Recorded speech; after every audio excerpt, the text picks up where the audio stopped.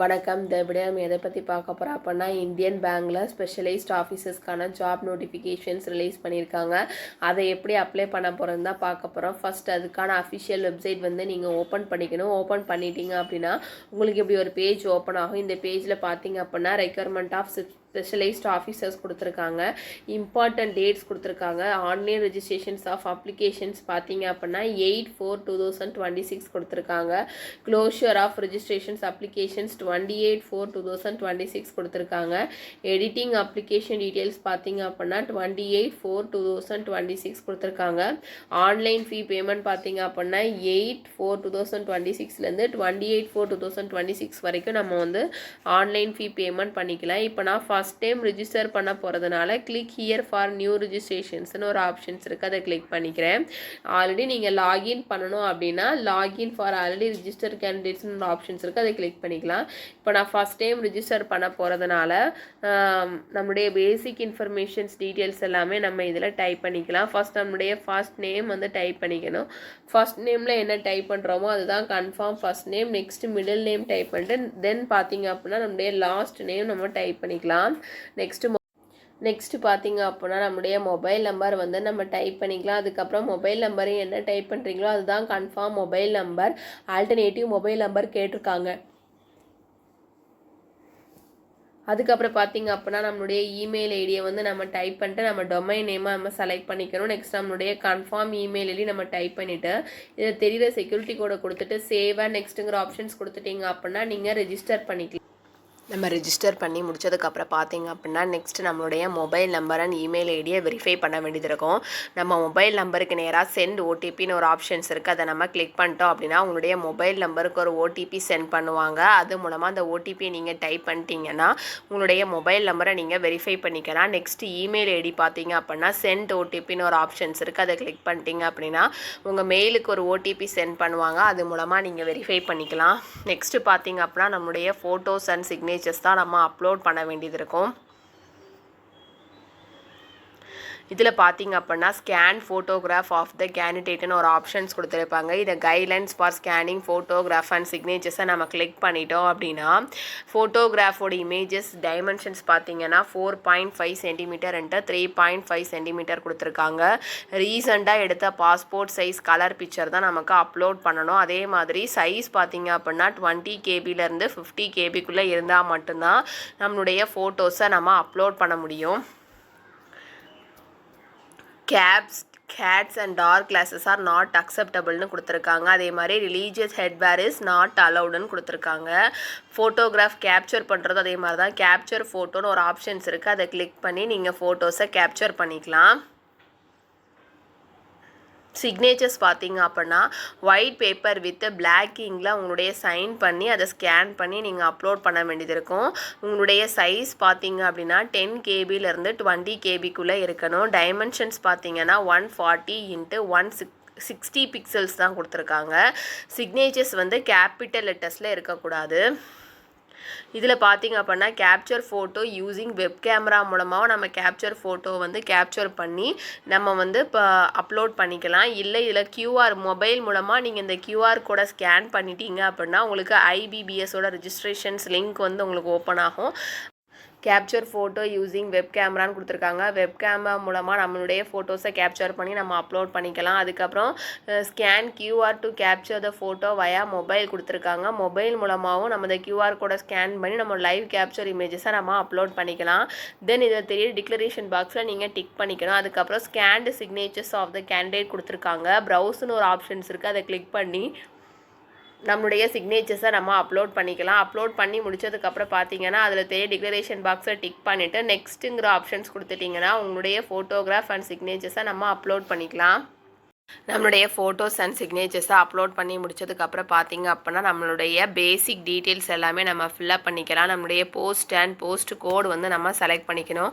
நம்ம என்ன போஸ்ட்டுக்கு அப்ளை பண்ண போகிறோமோ அதை நம்ம செலக்ட் பண்ணிக்கலாம். நெக்ஸ்ட்டு பார்த்தீங்கன்னா நம்மளுடைய கேட்டகரி எதுவோ அதை நம்ம செலக்ட் பண்ணிக்கணும். அதுக்கப்புறம் are you person with benchmark 40% of டிசபிலிட்டியாக இல்லையான்னு கேட்டிருக்காங்க. 40% ஆஃப் டிசபிலிட்டியாக இருந்தீங்கன்னா எஸ்ங்கிற ஆப்ஷன்ஸ் கொடுத்துக்கலாம், இல்லை நோங்கிற ஆப்ஷன்ஸ் கொடுத்துக்கலாம். டிசபிலிட்டியாக இருந்தீங்க அப்படின்னா அதுக்கான டீட்டெயில்ஸ் எல்லாமே நீங்கள் இதில் ஃபில்அப் பண்ணிக்கணும். டைப் ஆஃப் டிசபிலிட்டி எதுவோ அதை நீங்கள் செலக்ட் பண்ணிக்கணும். அதுக்கப்புறம் sub type of disability ID and others அதுக்கான டீட்டெயில்ஸ் எல்லாமே நீங்கள் இதில் ஃபில்அப் பண்ணிக்கலாம்.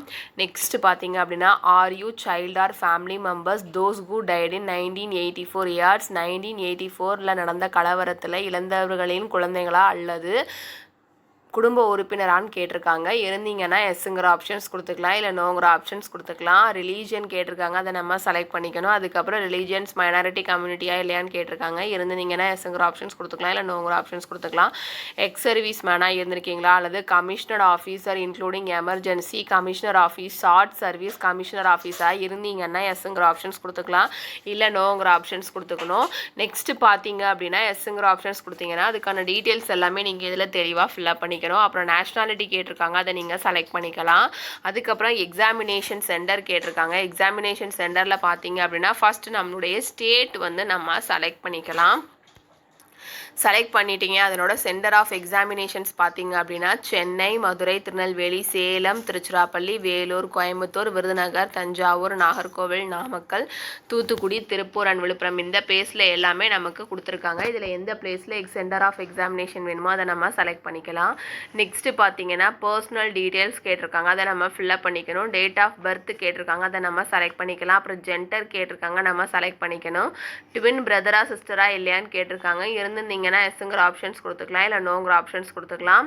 இருந்தீங்கன்னா நேம் ஆஃப் த ட்வின் கேட்டிருக்காங்க, அதை நீங்கள் இதில் டைப் பண்ணிக்கணும். அப்புறம் ஜெண்டர் கேட்டிருக்காங்க, மெரிட்டல் ஸ்டேட்டஸ் கேட்டிருக்காங்க, அதை நீங்கள் செலக்ட் பண்ணிக்கலாம். Father's name and mothers name நம்ம டைப் பண்ணிக்கணும். மேரிடாக இருந்தீங்கன்னா ஸ்போர்ஸ் நேம் நம்ம டைப் பண்ணிக்கலாம். அட்ரஸ் ஃபார் கரஸ்பாண்டன்ஸ் கேட்டிருக்காங்க, நம்ம டைப் பண்ணிக்கணும். இப்போ வந்து சேம் அஸ் த கரஸ்பாண்டன்ட் அட்ரஸ், உங்களுடைய பெர்மனன்ட் அட்ரஸும் கரஸ்பாண்டன்ட் அட்ரஸும் சேமாக இருந்துச்சுன்னா டிக்ளரேஷன் பாக்ஸில் டிக் பண்ணிக்கலாம். அப்படி இல்லைனா உங்களுடைய கரஸ்பாண்டன்ட் அட்ரஸ் அண்ட் பெர்மனன்ட் அட்ரஸை நீங்கள் டைப் பண்ணிக்கணும். பண்ணிவிட்டு எந்த அட்ரஸ்க்கு ஜிஎஸ்டி இன்வாய்ஸிங் வந்து உங்களுக்கு ஜென்ரேட் ஆகும்னு கேட்டிருக்காங்க, அதில் எந்த அட்ரஸ் வேணுமோ அதை நீங்கள் செலக்ட் பண்ணிக்கலாம்.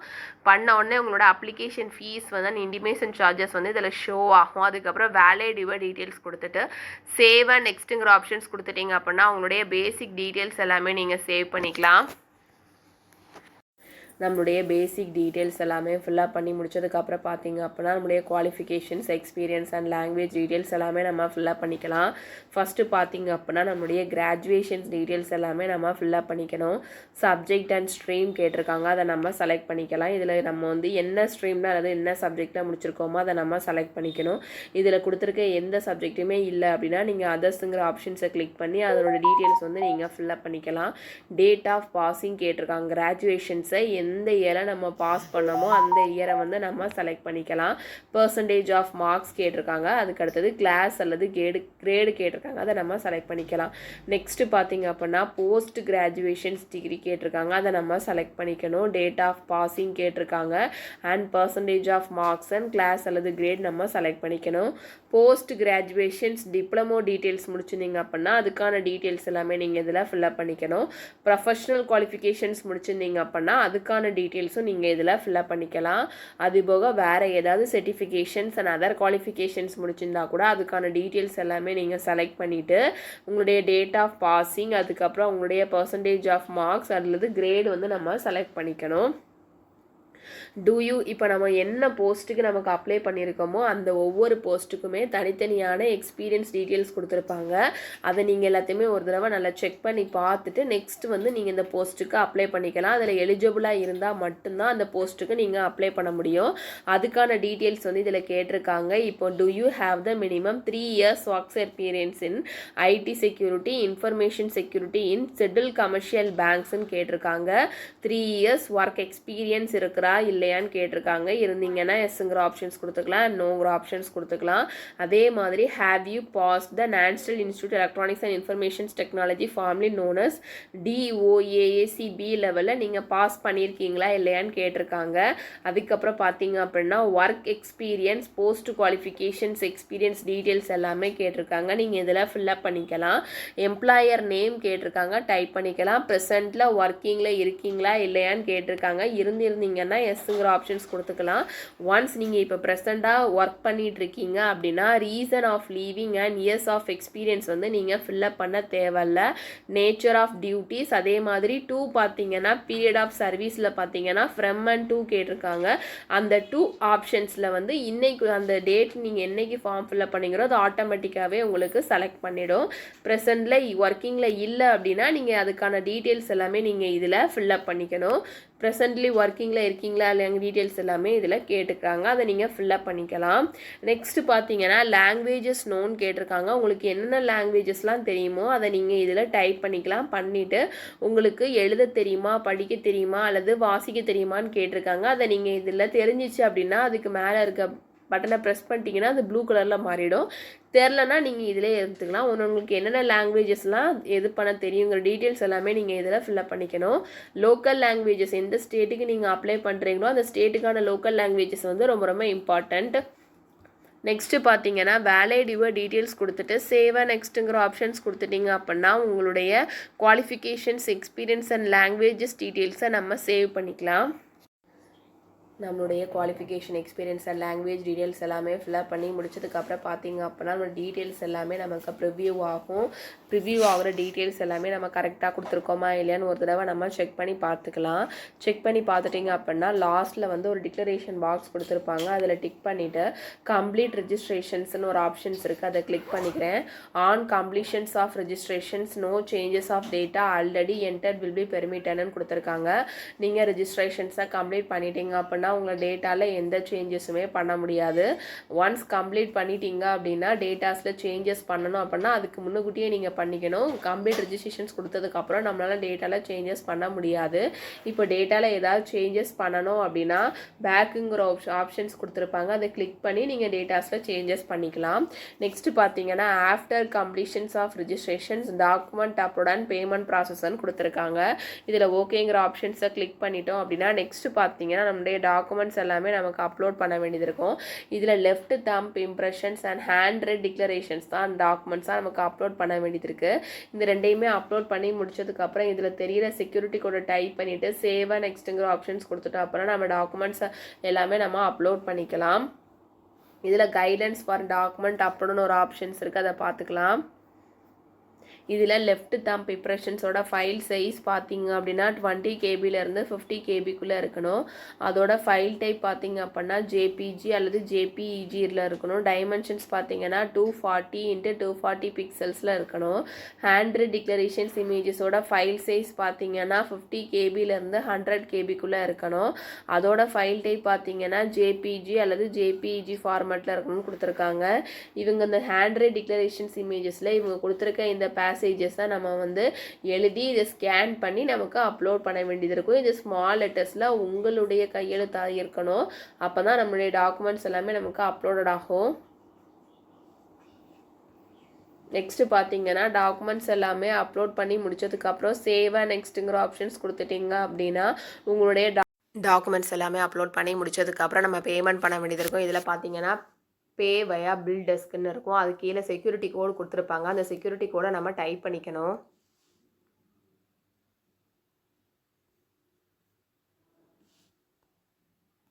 டைப் பண்ணிவிட்டு கீழே பார்த்தீங்க அப்படின்னா சப்மிட்னு ஒரு ஆப்ஷன்ஸ் இருக்குது, அதை நம்ம கிளிக் பண்ணிக்கணும்.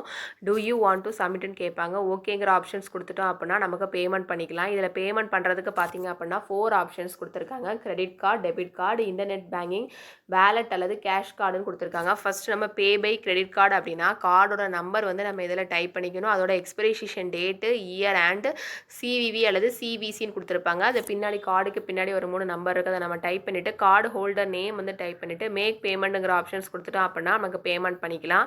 இந்த ப்ராசஸ் தான் டெபிட் கார்ட்லேயும் ஃபாலோ பண்ணுவாங்க. இதில் பார்த்தீங்கன்னா கார்டோட நம்பர் வந்து நம்ம டைப் பண்ணிக்கணும், எக்ஸ்பிரேஷன் டேட் டைப் பண்ணிக்கணும், கார்டு ஹோல்டர் நேம் டைப் பண்ணிட்டு மேக் பேமெண்ட்டுங்கிற ஆப்ஷன்ஸ் கொடுத்துட்டோம் அப்படின்னா நமக்கு பேமெண்ட் பண்ணிக்கலாம். இன்டர்நெட் பேங்கிங் மூலமாக நம்ம பேமெண்ட் பண்ணிக்கலாம். வேலட் அல்லது கேஷ் கார்டு கொடுத்துருக்காங்க, அதில் நம்மளுடைய வேலட் அல்லது கேஷ் கார்டை வந்து நம்ம லிஸ்ட் பண்ணிவிட்டு நெக்ஸ்ட் பார்த்தீங்கன்னா மேக் பேமெண்ட்டுங்கிற ஆப்ஷன்ஸ் கொடுத்துட்டோம் அப்படின்னா நம்ம வந்து இதில் பார்த்தீங்கன்னா அப்படின்னா வேலட் அல்லது கேஷ் கார்டு எதுவோ அதை நீங்கள் செலக்ட் பண்ணிவிட்டு மேக் பேமெண்ட் பேமெண்ட்டுங்கிற ஆப்ஷன்ஸ் கொடுத்துட்டோம் அப்படின்னா பேமெண்ட் பண்ணிக்கலாம். நெக்ஸ்ட் கியூஆர் அல்லது யூபிஐ மூலமாக பேமெண்ட் பண்ணிக்கலாம். கியூஆர் பார்த்தீங்க அப்படின்னா அது பிம் அல்லது யூபிஐ செலக்ட் பண்ணிவிட்டு மேக் பேமெண்ட்டுங்கிற ஆப்ஷன்ஸ் கொடுத்துட்டு உங்கள் கியூஆர் கோடை ஸ்கேன் பண்ணிட்டீங்க அப்படின்னா நீங்கள் பேமெண்ட் பண்ணிக்கலாம். யூபிஐ பார்த்தீங்க அப்படின்னா மேக் பேமெண்ட்டுங்கிற ஆப்ஷன்ஸ் கொடுத்துட்டு உங்களுடைய பின் நம்பரை டைப் பண்ணிவிட்டு நீங்கள் பாஸ்வேர்ட் க்ரியேட் பண்ணி உங்களோட பின் நம்பரை டைப் பண்ணிவிட்டு அதுக்கப்புறம் நீங்கள் மேக் பேமெண்ட்டுங்கிற ஆப்ஷன்ஸ் கொடுத்துட்டீங்க அப்படின்னா நீங்கள் பேமெண்ட் பண்ணிக்கலாம். 5 ஆப்ஷன்ஸ் கிட்ட கொடுத்துருக்காங்க. இதில் எந்த ஆப்ஷன்ஸ் உங்களுக்கு கன்வீனியன்ட்டோ அதை நீங்கள் ஆப்ஷன்ஸை கிளிக் பண்ணிவிட்டு மேக் பேமெண்ட்டுங்கிற ஆப்ஷன்ஸ் கொடுத்துட்டீங்க அப்படின்னா உங்களுக்கு பேமெண்ட் ஆகிடும். பேமெண்ட் வந்து நீங்கள் பண்ணி முடிச்சோடனே உங்களுடைய மொபைல் நம்பருக்கும் உங்களுடைய மெயில் ஐடிக்கும் உங்களுக்கு வந்து பேமெண்ட் வந்து சக்ஸஸ்ஃபுல் ஆகிடுச்சு அப்படிங்கிற ஒரு மெசேஜ் வந்து உங்களுக்கு வந்துடும்.